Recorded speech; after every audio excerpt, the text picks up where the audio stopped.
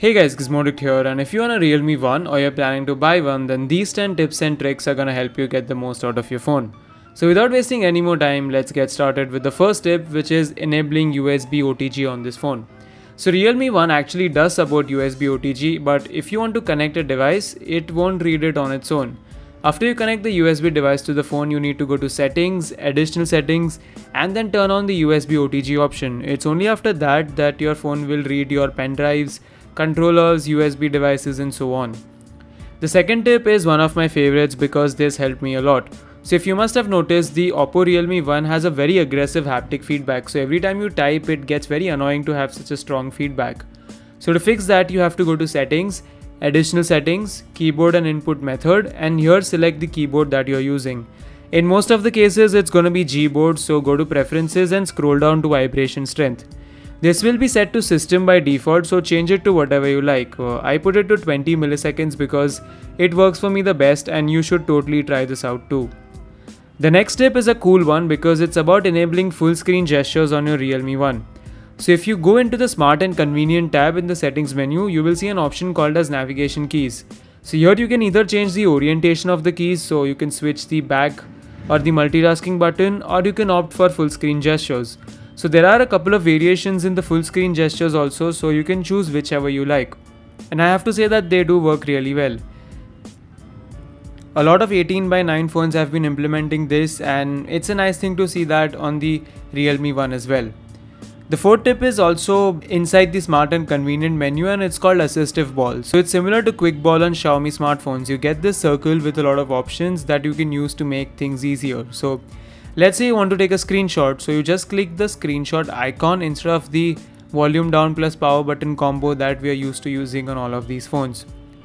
And yes, you can take a scrolling screenshot on the Realme 1, and in fact you also have a 3-finger swipe gesture, so if you swipe down on any screen, the phone will take a screenshot. What Realme 1 also supports, and this is for the people who have 2 SIM cards, is clone apps.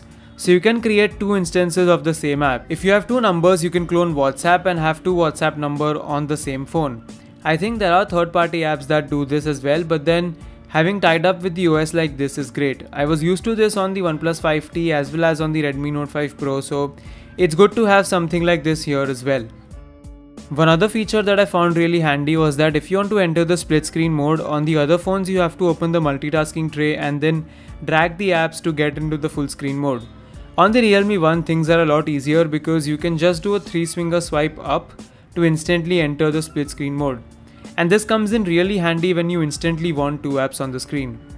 The Realme 1 also supports quite a few gestures, and you can add some of yours too. So when the screen is off, you can draw certain characters, and based on your mappings, it will launch a certain app or do a certain thing. It works 90% of the time, so if you like it, you can use it. The Realme 1, as you all know, also has a face unlock feature, and you can actually use this to lock apps. So to enable this, you go to the face and passcode option, and here you select use face to unlock, lock apps and private space. Then go to settings, security, and here select app lock. Now you can lock whichever app you want, and it will only unlock with your PIN or your face.